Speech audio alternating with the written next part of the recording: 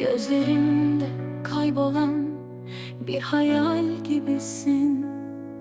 Kalbimde yanıyor bitmeyen birisin. Gece sessiz yıldızlar ağlıyor, sensiz dünya bana dar geliyor.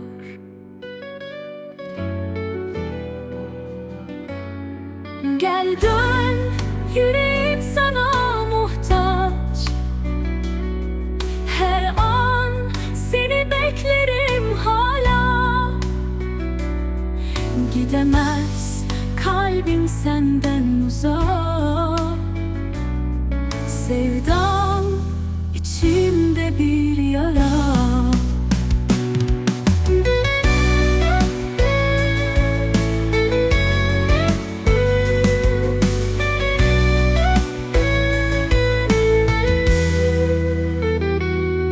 Rüzgarla savrulan hatıralar benim.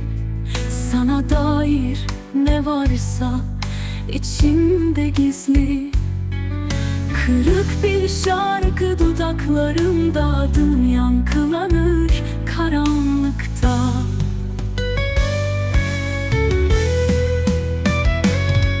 Gel dön, yüreğim sana muhtaç. Her an seni beklerim hala. Gidemez kalbim senden uzak. Sevdam içimde bir yara. Belki de kader bu ayrılık, ama ben seni unutmadım hiç.